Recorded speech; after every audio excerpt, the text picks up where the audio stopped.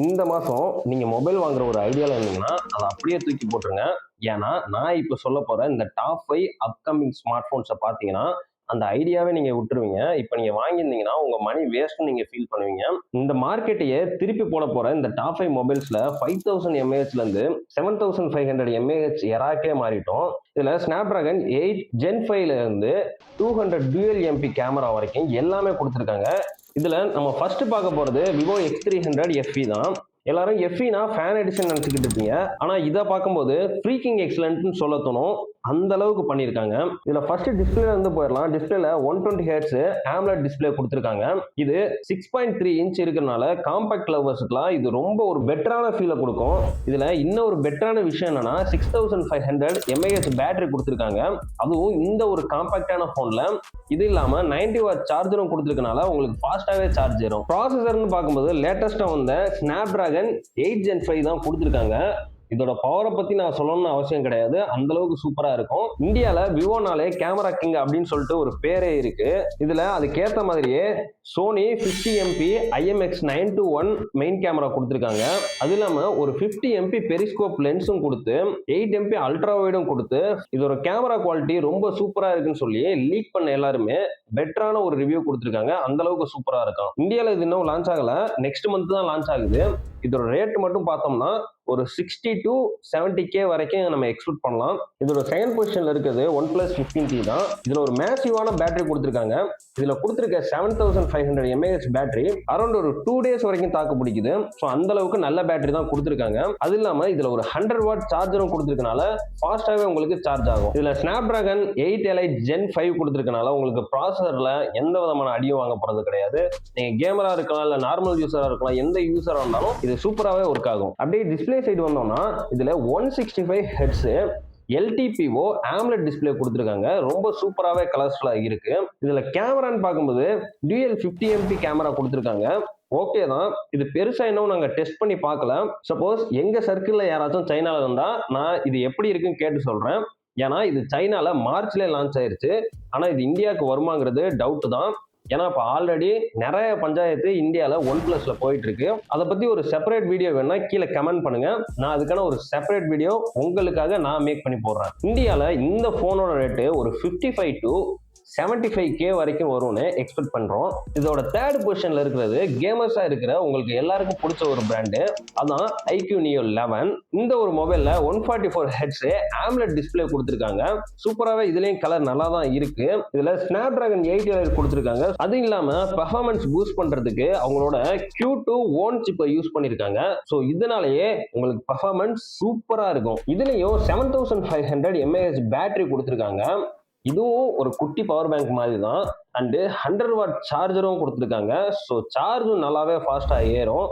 நீங்க ஒரு கேமர்ஸா இருந்தீங்கன்னா பைபாஸ் சார்ஜிங் கூட இதுல சப்போர்ட் இருக்கு. இதுல கேமரான்னு வரும்போது சோனியோட 50 MP LYT 70V கேமரா தான் கொடுத்துருக்காங்க. வித் OIS சப்போர்ட்டோடயும் இருக்கு. இது வரைக்கும் iQ போட்டோகிராஃபின்னு பார்க்கும்போது கொஞ்சம் சுமாரா தான் இருந்துச்சு. ஆனா இந்த டைம் அதை ஃபிக்ஸ் பண்ணியிருக்காங்கன்னு நான் நம்புறேன். சப்போஸ் இந்த மொபைல் நீங்க வாங்குறீங்கன்னா அதோட யூசர் எக்ஸ்பீரியன்ஸ் கரெக்டா கேமராக்கு எப்படி இருக்குங்கிறத இந்த வீடியோக்கு கீழே கமெண்ட் பண்ணிட்டு போயிருங்க. இந்தியால இதோட எக்ஸ்பெக்டேஷன் ரேட் எவ்வளவுனா ஒரு 35 to 40K வரும்னு நாங்க நினைக்கிறோம். இந்த ஒரு பட்ஜெட்ல இப்படி ஒரு மொபைல் வந்துச்சுன்னா அது கேமர்ஸ்க்குலாம் வரப்பிரசாதம் மாதிரி தான். வாங்கி யூஸ் பண்ணிக்கோங்க. ஆனா இதுல இன்னொரு பஞ்சாயத்து என்னன்னா இதுவும் நம்ம கிடைச்சிருக்க ரிப்போர்ட் படி இந்தியால லான்ச் ஆகுறதுங்கிறது கொஞ்சம் டவுட் தான். சப்போஸ் இந்த கம்யூனிட்டில யாராச்சும் இருக்கீங்க அப்படின்னா கீழே கமெண்ட் பண்ணுங்க. இது கண்டிப்பா வருமா இல்ல வராதா அப்படின்னு சொல்லி. இதோட ஃபோர்த் பொசிஷன்ல இருக்கிறது Oppo K15 Pro தான். மற்றதோட கம்பேர் பண்ணும்போது இதுல வேற ஒரு ப்ராசஸர் யூஸ் பண்ணிருக்காங்க. அது என்னன்னா MediaTek Dimensity 8500 சூப்பர் தான் யூஸ் பண்ணிருக்காங்க.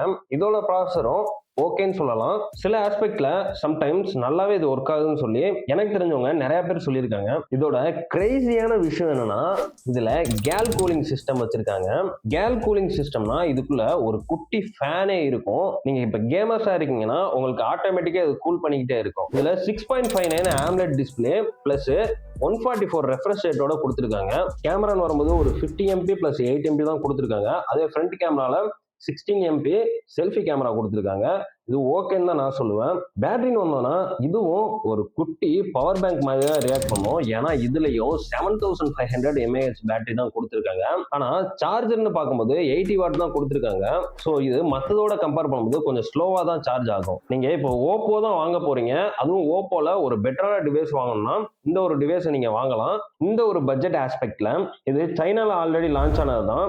நம்ம இந்தியால ஒரு 40 to 50Kல இது லான்ச் ஆக போகுது. அண்ட் ஃபைனலி 5th பொசிஷன்ல இருக்குது the big boss Vivo X300 ultra தான். இது ஒரு டிஎஸ்எல்ஆர் கிங்னே சொல்லலாம். இதோட ஸ்பெக்ஸை பார்த்தா நம்ம எல்லாருக்குமே தலை சுத்தும்.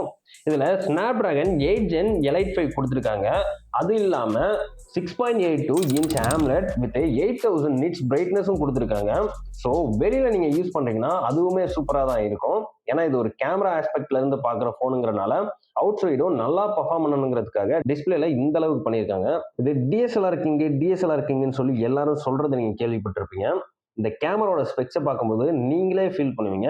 இதுல ஒன்னு இல்ல 2 200 MP கேமரா கொடுத்துருக்காங்க. இதுல ஃபர்ஸ்ட் மெயின் சென்சார் என்னன்னா சோனியோட LYTIA 901 தான் கொடுத்துருக்காங்க. கேமரால டிஎஸ்எல்ஆருக்கு ஈக்குவலா ஃபோக்கஸ்டா இருக்கு.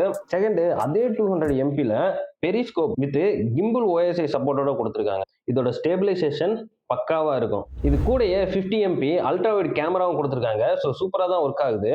செல்ஃபின்னு பார்க்கும்போது 50 MP தான் கொடுத்துருக்காங்க. செல்ஃபிலே இது தாறுமாறா தான் இருக்கு.